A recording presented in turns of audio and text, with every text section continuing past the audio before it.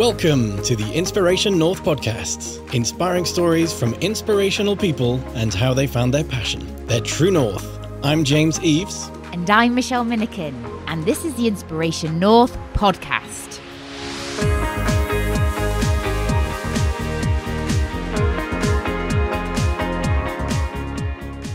Today's episode, Growing a Business Head and Heart with Andrew Silver. We talk about how health, well-being and connections have become more important thanks to COVID, working with those who have an inner purpose, and changing his dream from being a lumberjack to being a management consultant. Andrew has extensive director and board experience, working with and for a number of SMEs over the last 30 years.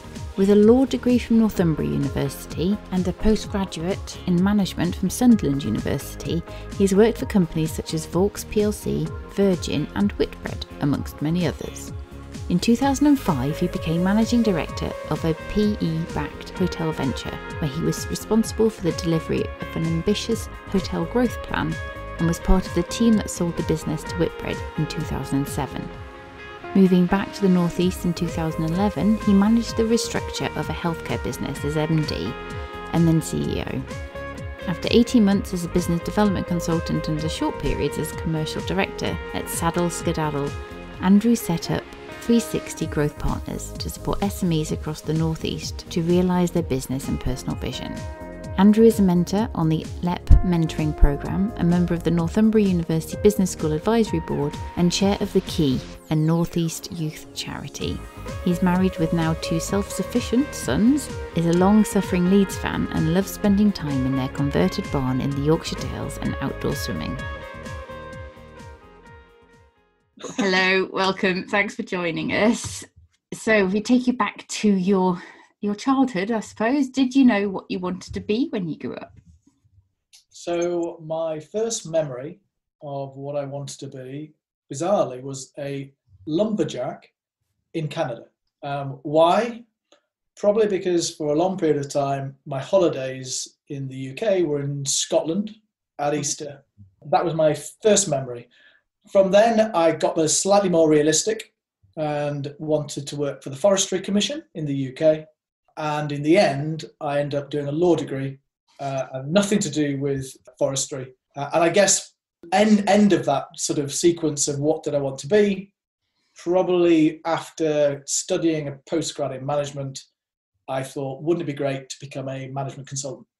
So actually, way back when, and I'm talking many years ago, I actually did have the idea that one day I'd like to become a management consultant. And I guess if I now look at what I am, by complete accident, I have ended up doing what I thought I might have been many, many years ago. That's fascinating. It's almost, how did you accidentally do a law degree? Well, I wanted to do a degree that I felt would have good kudos to some degree, not necessarily to become a lawyer, but you very quickly get channeled into it. So actually, I did my law degree, and then I actually went to law school and realised probably later on when we might talk about some interesting failures, inverted commas, I came out of law school and decided that was not what I wanted to do. But primarily, law was something that looked like a good degree to have back in, we're talking 30 odd years ago. I was wondering if you're going to say the number. So that was the original plan, was get a good degree and then go do whatever. But okay, so degree, law school, didn't enjoy it. Lumberjack in Canada? No, lumberjack in Canada, I think had gone a long way back. So it was law school. Came out of law school, didn't really have a clue. I remember to this day, my poor mother standing in a phone box, and that shows you how old I am, on Savile Place, telling her that I was leaving law school. And she was on the other end going, don't be rash, maybe think about this. And I was, no, absolutely, now is the time. I'm going, I'm leaving it. I don't want to do it. I did actually then go and practice in law in a small firm of solicitors in Newcastle for about 3 months. just to check that it wasn't law school itself, which is a pretty tough year, that was putting me off. But I decided that I actually met 3 partners of a law firm who all said, don't do it. So if I needed any further confirmation, that was not the route. So I went then to California on a long sort of holiday, as it were, came back and thought, what do I do now? I thought I better get some qualifications in management because that's what I thought I was going to do. Did a postgrad at Sunderland Uni and met, in essence, who became my first boss on the back of doing a thesis at Sunderland University on the leisure industry. And by chance, I then landed in the hospitality industry. And then 20 years later, I left it. That was a quick podcast. Well, thank you so much. Great speaking with you. Move on now. Do you want to ask a question? Because I'm very conscious I've asked all the questions so far. What you mentioned before about having a degree with some kudos, I think, would you say, or maybe the better question is, how do you bring like a legal type of mind or thinking or way of working into a management consultancy type of role? I think what I got most out of doing, well, maybe doing a degree of any sorts in some respects, but certainly a law degree, was rational thinking. So sadly, I've become a very process, logical, some say perhaps not, thinker. And I'm pretty sure I put that back down to my law degree. So analytical as well. That critical thinking piece. Critical thinking, and that is definitely a trait that I've kept throughout my whole career. But I mean, in some respects, that when I say kudos, because that sounds a bit crass, but it opened doors. The number of people have said to me over my years, "Oh, you got a law degree? Oh, wow!" And actually, sadly, I got two law degrees. So it was could be classed as a beer drinker's degree. But it definitely, lots of people were impressed that was the degree I came out with. I think in some respects, my son now, who's 25, my eldest, he did an economics degree, literally in the last 2 or 3 years. And I think it had a sort of similar, now people look at economics degrees as sort of quite a good degree to come out with, or going on a different, being able to go in different directions. Yeah. So I've certainly seen that with sort of myself having done an MBA. Lots of the consultancies, you often hear the joke that engineers are not going into engineering, or the scientists aren't going to actually create vaccines. They're all going to work for McKinsey and Goldman Sachs and places like that, because that ability to think with a lot of data or to process lots of different elements to come up with something concrete is highly sought after. Yeah. So it makes a lot of sense, really. Agreed. Okay, do you want to tell us a little bit more about your 20 years in the leisure industry? What was the kind of fun stuff you got up to in there? Well, I saw quite a few places. So I worked for a period of time for an American-based hotel company. I also worked at a place called Cliveden, which is a National Trust property down in Berkshire, probably one of the top hotels in the UK. I remember going for my interview for that job, and I stayed with my wife at the hotel the night before, and I was literally paraded to my room. So I literally had a footman front and back as we walked to our bedroom. That was something that I remembered. And you weren't robbing the place. Yeah, that's right. They don't make sure I looked like a dodgy guy, didn't I? It's like everyone else didn't get that. Get that treatment.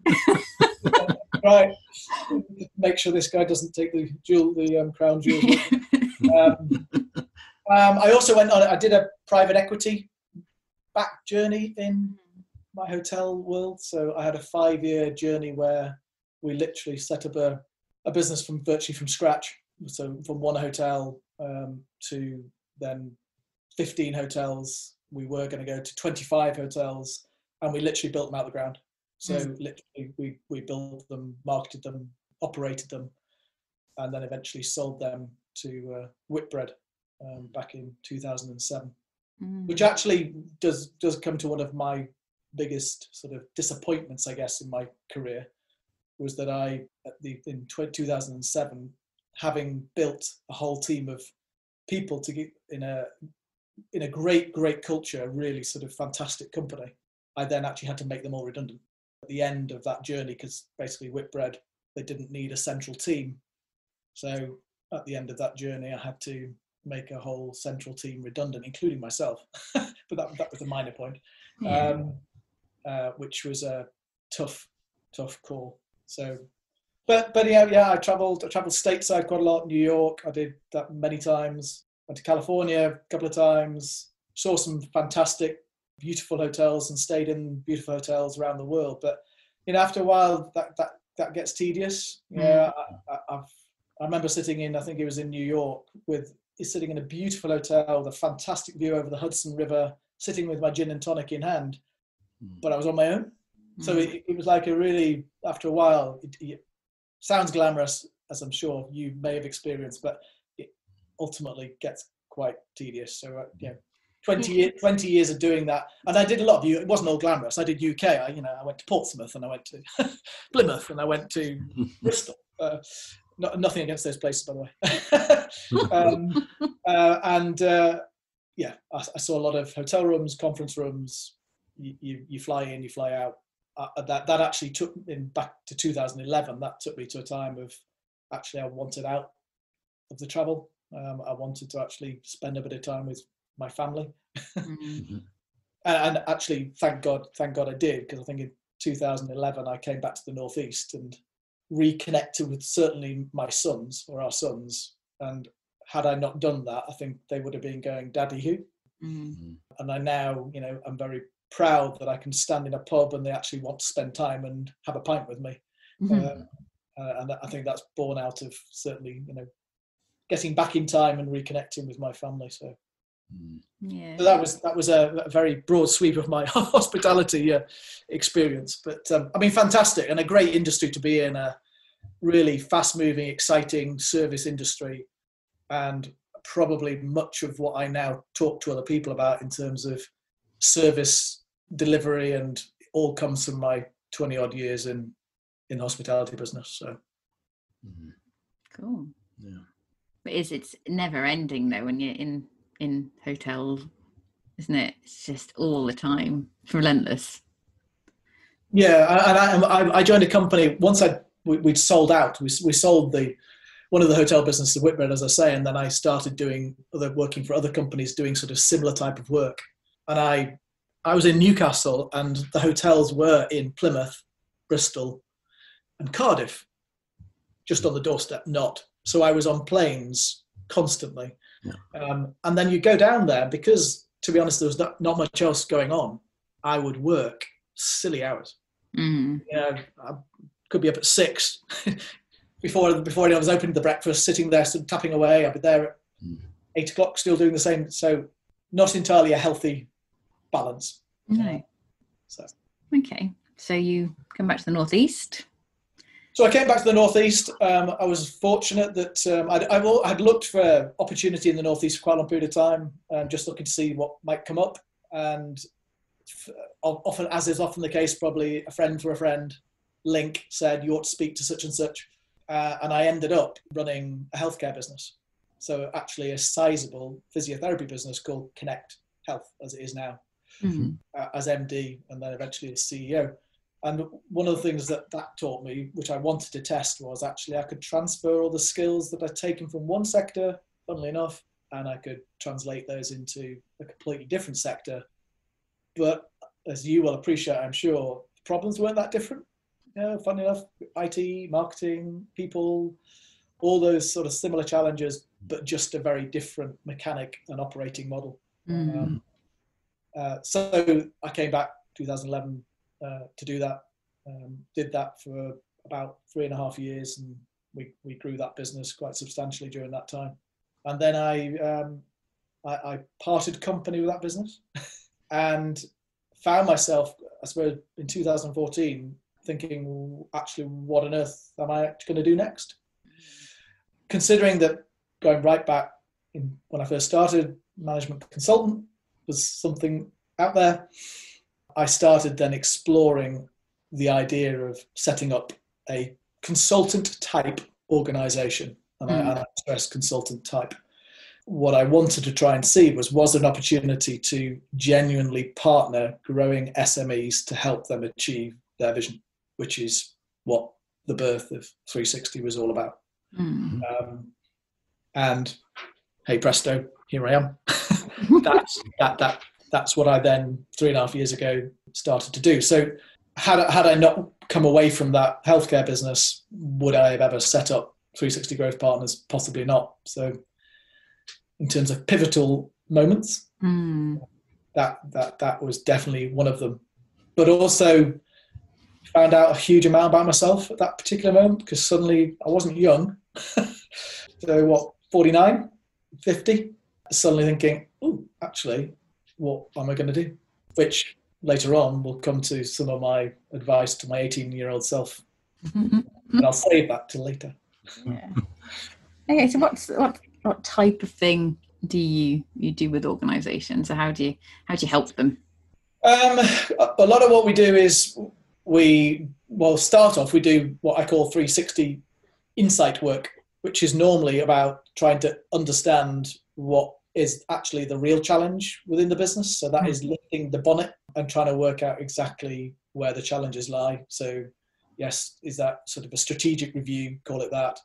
But that's normally talking to lots of people in the business, talking to the owner of the business, doing some profiling of, dare I say it, straying into your territory, of some of those owners, and then talking to customers to try and get a pretty much full 360 understanding of that business.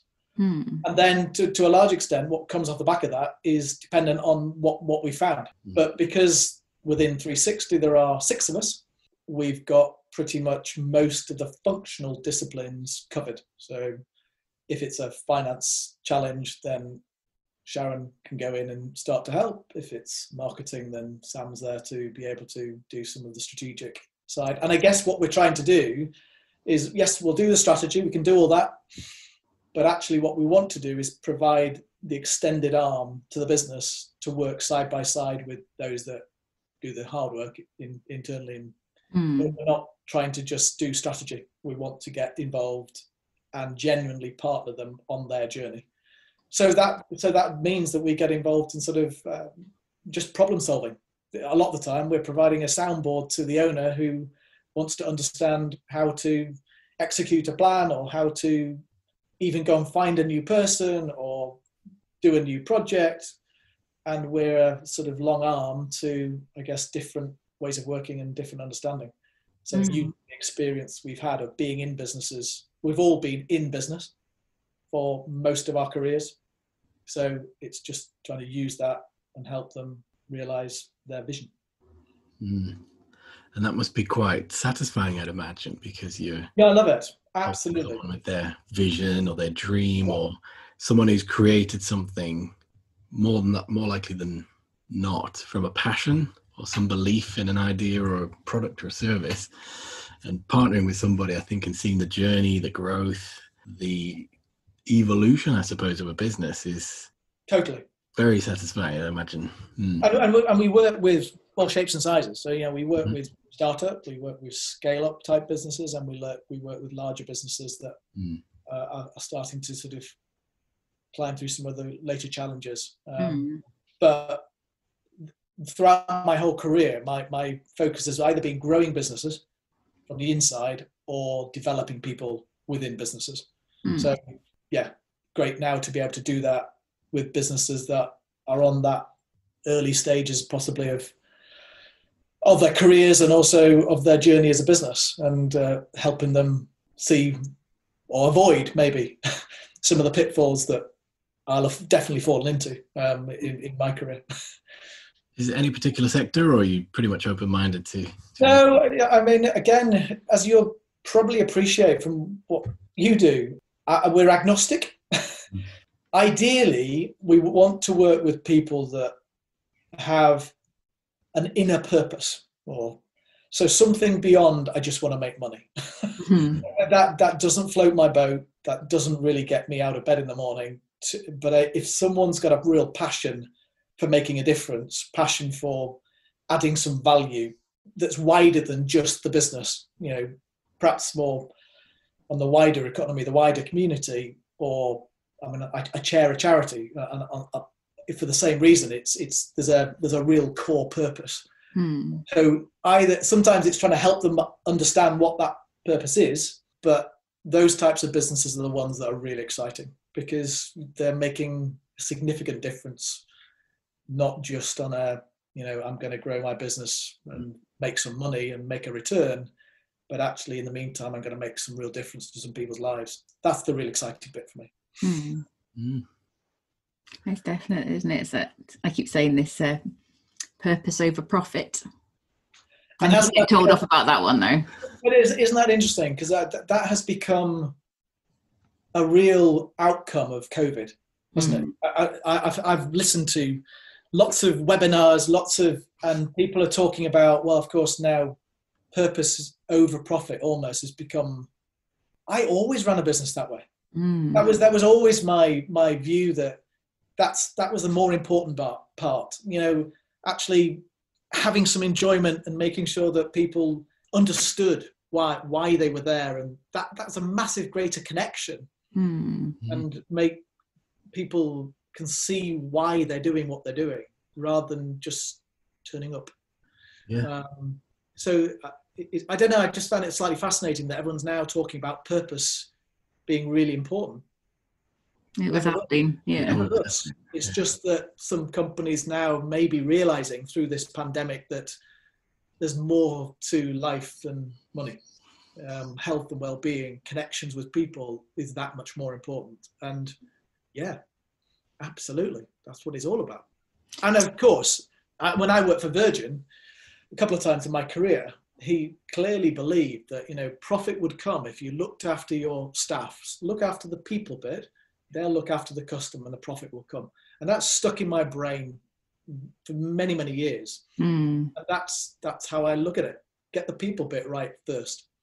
Well, we've all been to hotels and restaurants where you can tell the people aren't being looked after. Yeah. And you feel that, and it's just like we stayed in a hotel beginning of the year, and it used to be a really nice one. I'm not going to name it, but it used to be a really nice one. And you could just see that the staff were just not happy, and the service there wasn't that real pride and passion in, I really wanted to enjoy this. I'm going to get excited about telling you what the specials are, or have you had your dessert menu yet? No? Okay, let me go and get that for you. There just wasn't that real energy. It felt sluggish and tired. It took us 3 hours. 3 hours to have a 3-course meal. It's like, Jesus. And it's sad. Yeah. When you got you're absolutely right. And I mean, I because I've been in that industry for many, many years, I feel I could walk in a hotel and I knew what the person at the top was like. I knew how they ran it. Sort of, you could, as you say, you just feel it. Some of the most important people in the business are the reception team that greet you when you first walk into that hotel. Yeah, they've got impressions. If they're sort of just like sour-faced, and the whole experience from then is just going to probably go south. So when she asked us, I still giggle about this one, when she asked us, how was the stay? And I just sort of just looked at James. We did the very English thing of, really enjoyed it. It was great. I got in the car, I was like, we're never coming back, are we? He was like, no. And that's a sad thing, isn't it? Because, as you say, that's the very British thing to do, is not complain, but vote with our feet. Yeah. So, sadly, that hotel will never be the wiser. But, no, absolutely, businesses that have got clear purpose, great culture, you can see them a mile off, and all being well, they're great places to work, and they're great companies to work with. So ideally, if we could all find those, that's, I guess, what we would like to do. Yeah, we've got some amazing. We have this accidental thing. We always end up becoming friends with our clients. So then that sort of professional boundary gets like really blurry. But that's generally my entire career, to be fair. I've always made friends with people. But yeah, there are some clients that we really love working with, and then there's others who we're not almost, or just sort of probably not work with them again because they don't pay you on time, or they almost make you fight with them for. Well, that's the other part of 360 growth partners. It is about partner, and partner to me is a two-way street. I hate to use that phrase, a win-win. But fundamentally, that's what you're looking for. So please do pay my bills on time, because actually that's part of respect in that relationship. If we say we're going to do something, you do your side of the bargain, I'll do my side of it. It's not just down to me to deliver my part. A genuine partnership is that. And if both parties play the game, then you're probably likely to have a pretty productive, cracking relationship, aren't you? As soon as one doesn't play that role, whichever one it is, and I know they're paying you, I realise there's a paying relationship. That's why we spend quite a lot of time trying to almost profile and work out what's this relationship going to look like. And I'm very open with people. I say, let's do that almost sort of dance at the beginning, because then we'll work out whether actually we want to go on this journey. And if we don't, that's fine. Let's just make that decision at the outset, rather than get 6 months in and go, wow, this is hard work, isn't it, for both of us? Yeah. So let's do some. Yeah. James won't let me implement fund-based pricing. Fund-based pricing. What's fund-based pricing? So if it's going to be lots of fun, it's going to be cheaper than if it's going to be hard work. Yeah. Whereas my view is, if we don't have a project, that's where you put the price in, really high, but then you win it because no one else wanted it. But then my view is, if you're going to really enjoy it and someone won't mind paying for it, then why not get paid for it as well as enjoying it? So I give the final approval on the proposal before they go out. How much is this, Michelle? Quite right too. But there is a slight danger in that, isn't there? If you come across somebody that you just really click with, or a business that you really want to work with, there is a danger that you sell yourself short, because actually I would like to do this gig. I just would like to get involved because I think you've got a great. So there is just that sort of sense check of, there's a bit of commerce that we need to be aware of. And obviously James is keeping it in order. Yeah. It works. Yeah, it does. We do a lot of stuff for free anyway, so we have to be paid for the stuff you get paid for. Exactly. Yeah. He's only been he's been working on me. It's like, but it's loads of fun. I shouldn't have to get shouldn't get paid as well. Yeah, it's bonkers. Yeah. So what are the typical things that in terms of problems that people come to you with? I guess quite a lot of that is around, you won't be surprised, people challenges, particularly in entrepreneurial, owner managed businesses. How do I stop doing everything? How do I start to delegate? How do I start to trust the team? Because a typical entrepreneur is, I've done everything and I probably have a certain way of doing everything. So suddenly you have to remember to focus on output rather than how you do it necessarily. So I spend a lot of time working with, mentoring, business coaching with individuals who perhaps need to, what I sometimes call, look in the mirror and understand what it is like working with the entrepreneur who has done it a certain way for a long period of time, and how to start to let go and build a proper leadership team that can take the mantle and move it forward. It's hard, isn't it? Because people get really sort of wrapped up in it's almost their baby, isn't it? Totally. And hey, now in some respects, we are in our own sort of businesses. How at one point, how easy will we be to give responsibility to somebody else, perhaps to take it forward, and how much will you or I feel, well, oh, actually that's my baby and I didn't do it that way. And so I totally empathize with people who struggle with it. But lots of businesses get stuck. I remember talking to a mentor years ago, my mentor, and she would say lots of businesses get stuck at 5 million. They just it's a sort of barrier, because suddenly at that sort of scale, probably you've got to start managing, leading, not doing. And well, actually everything that got them there was because they were great at doing. They were really driven. So it's a sudden, complete different set of talents that's required, and some can go past it and some really struggle with it.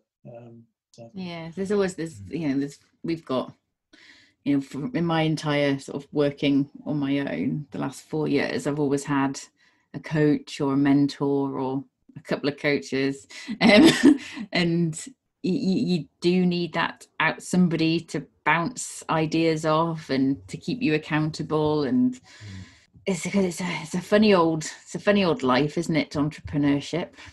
It is indeed. Yeah, no, you're absolutely right. Because and actually some of the biggest challenges are, I've come across people who want to hold everybody else to account in their business, but actually don't want to be held accountable themselves. No. So that's one of the toughest things is, well, I just want people to be more accountable around here. Okay, great. Are you accountable? What are you accountable for? What value are you adding to your business? What? It's my business. Yeah, I know, but what value are you adding to your... And it's sometimes you can see that the light bulb isn't coming on. It's like, what do you mean, what value am I adding to my business? I own it. Yeah, I know, but at some point in time, you've got to offer some greater value and understand what your best role is within that business. And maybe actually it's not the front runner. Maybe you need to bring an MD in and you need to be chair, or maybe... So some interesting conversations. Yeah. It's like, so there's this thing called the growth mindset. Have you heard of it? It's all those conversations. Yeah, and that's normally like, yeah, I do want to grow. No. Growth mindset, you individually growth mindset. No, whether you want to... Because a number of times I've talked to people about, do they want to grow their business head and heart? The head says, yeah, I want to grow it. But the heart goes, oh, you mean I've got to change? Oh. Yeah. And I'm sure you've seen a lot of people. There's always some people that are really quick to want to change and embrace things, and then there's others that find it really a struggle. And things that hit like COVID, some people are like, oh great, let's just change stuff and get on with it, and then others are like, no, I'm just waiting for everything to go back to normal. Yeah. Although I do encourage people, what I call, don't throw the baby out with the bathwater. Everything you were doing pre-COVID wasn't wrong. And COVID has had a massive, massive impact, but don't throw your business model out the window. I've come up, even some of the clients we work with, I'm a bit like, you're going to do that? Really? Pivot from your why. So just make sure you are keeping, because in 6 months' time, there will be a difference. None of us probably know fully what it's going to look like. But if you change your business model on the back of 6 month experience, be it extremely extreme, then maybe you might have a business model in 6 months' time that you go, oh, actually, that's not what I was aiming at doing in the first place. I'm now so far off piste, I can't come back. I can't come back to the motorway after the diversion. Yeah. No, it's been really interesting actually, just looking around through our friends and people within the sort of wider sort of entrepreneurial network, I suppose, how people have reacted. It's been really quite interesting from a psychological point of view, I suppose. Yeah. And then that's the other challenge, isn't it? If mental health was ever going to be put a microscope on it, then this time has put that microscope on it. I'm sure your services will be required. So we've put some bids in for sort of outplacement support, because sadly people are losing jobs, but then also the push to make sure that your people are okay, because we've noticed ourselves that we don't almost we struggle with energy at the moment, and we have done since this has started. And it's like that kind of low level anxiety that everybody's got. Everyone's like, no, we just carry on as normal. Everything's normal. It's like, well, you know, you're going through difficult times and people are just ploughing on. We're the worst with that, I suppose. and not having proper rest. No. I think it's a personal and professional roller coaster over the last 3.5, 4 months, and certainly from a client perspective, and also from our own associates. You know, we've checked in every week and had conversations that normally start, "How are you? How are you genuinely?" And then let's discuss some of the business stuff. But absolutely, trying to certainly our leaders of businesses, is easy to forget that actually your resilience is fundamental, because if you sort of tipple over, so take a bit of time to see how you're coping and have someone you can shout at and kick the cat when you go home, or the dog. Kick the cat. Don't have a cat. No. Okay. Do you want to start these ones? Okay. Is this the quick fire round? Move on to the quick fire questions. So question number 1, what is the best part of your day? Working with someone, I guess a client, on a problem and working through a solution, and seeing that what they felt was probably really difficult, actually through discussion and debate, actually is relatively straightforward. So that would be one. I think the other one is also giving people the confidence to actually go ahead and do what they wanted to do but didn't have the confidence to do. If that makes sense. So through discussion again, helping them realize that, yeah, that is a good idea, and yes, I can do that. Go do it. Awesome. Yeah, that's good. Okay, so question number 2, what bends your mind every time you think about it? What bends my mind every time I think about it? Wow, now that's a difficult question. What bends my mind? Currently, particularly around COVID, is, because I don't think there is a right or wrong answer, as to how much time do you spend on today and getting everything right for today in a business versus how much time do you spend on planning for a very uncertain future. I'm by nature a planner. That's sort of what some of my background is. But I've learned over time, agile is pretty important. And it's that tension between how much time do you spend on dealing with today's problems and how much time are you looking down the lens a bit and thinking, well, how am I going to solve or make sure I'm not in the current situation again, COVID accepted, because that's a bit unique. But a bit more planning might avoid you falling into the pit holes that you end up spending a lot of time on. Does that make... Yeah, that makes sense. Mm-hmm. Thank you. So question number 3, what do people think that's weird about you? Believe. Probably. Yeah. How long have you got? Probably, is it? I'm not sure it's weird, but my principles, I suppose. What I mean by that is I'm not going to bend some of my fundamental principles come what may. So that might mean challenge, whereas others would perhaps go, well, just forget about it and move on. But there's some deep-rooted... one of them is, I mentioned it briefly, is respect. I think I have some challenge where I think people are just treating others with a lack of respect. I think we all deserve to be treated with respect. Gets right under my skin. So if someone wants to press a button, and I'm sure others think I'm a bit weird because it's that sort of almost obsession with it, if it's an obsession. I just think it doesn't take anything to respect someone else's opinion and to treat them with respect. So if I see someone not doing that, either to me or to others, I won't let it go. I try and deal with that in a professional, way, but I'm not going to just go, oh, so be it. So I think others would think, just let it ride. What's the issue? Is that weird enough? I'm sure there's plenty more weird. My wife would have a field day on that question, but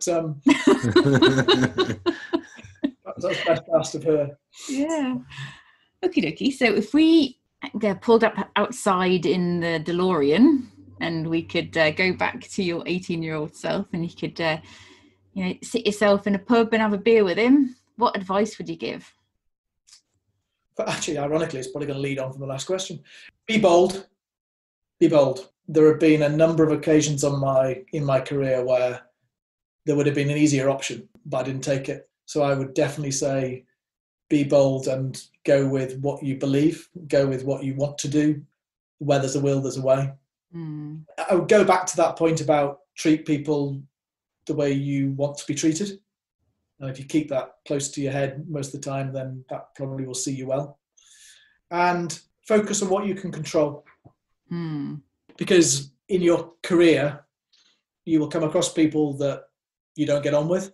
You will come across situations where most of it's out of control. and I think, to me, again, this period of time is, and I tell myself this almost daily through pandemic period. There's so much that was going on that was so much sort of, I can't even catch up. My brain can't cope with the magnitude of what's going on, that you start to think, well, I'll just focus on what I can control. I think if you take that view throughout your career, then you're more likely to not get derailed. And particularly from a personal perspective, you're less likely to get too concerned by, well, that person doesn't seem to quite see eye to eye with me, or, well, no, you can't control what they think of you. You can only control what you do. That's good advice. Yep. Oh, looks like you there. I've silenced you both. That's Michelle's look to tell me, oh, yes, I know where where we are now. Your turn. Yeah. So if that is intuition. If that's of interest to our listeners, what is the best place to find you? Probably 360 Growth Partners. .co.uk website. That's got a very personal, straight access to me. So mobile number, or my LinkedIn profile is the other place to find me. But I'm a bit old-fashioned, so pick up the phone and have a chat. And that is that conversational style is the way that we have engaged most of our clients. And a cup of coffee is how I would normally start. Slightly different in this world. Because out of that coffee either comes a nice cup of coffee, hopefully, or nothing else, nothing ventured, nothing gained. So give me a call. Virtual coffees are fine, aren't they? Not quite as good. They are. Actually, one of the good things is I've realised I drink far less coffee. Yes. I've literally, coffee in the morning first, and then I actually don't see another cup of coffee during the day. Whereas if I'm out and about, I'm just... There's always a nice flat white to be had somewhere. Oh, I do enjoy a flat white as well, actually. Yeah, there you go. We drove through Costa for the first time, and we've been there. Drive through. Yeah, and then we didn't realise it was open, actually, and we've been to Pink Lane. They do a good flat white in Gosforth. So good pain au chocolat there. Oh, the pain au chocolats are brilliant. They Costa drive through, literally just outside Gosforth. Are you talking the one near you? Yeah. So yeah, it's like we were grinding our own coffee this morning because we've run out of ground coffee for the coffee machine. So we felt like very New Yorky. Very yuppie. Yeah. Because I accidentally bought some off the internet that was just beans instead of like what we can do with this. So I had to find a coffee grinder. And thankfully, Father Christmas brought me one, so worked out well. Cool. Well, thank you ever so much for taking the time to chat with us today. It's Thank really you very much for the opportunity to chat. Awesome. Thank you. Thanks everyone for listening. Check out all the show notes at inspirationnorth.com. Join us again for the next episode when we'll be chatting to another inspirational person. If you like this, subscribe and tell your friends. If you didn't like this, subscribe anyway and tell everybody.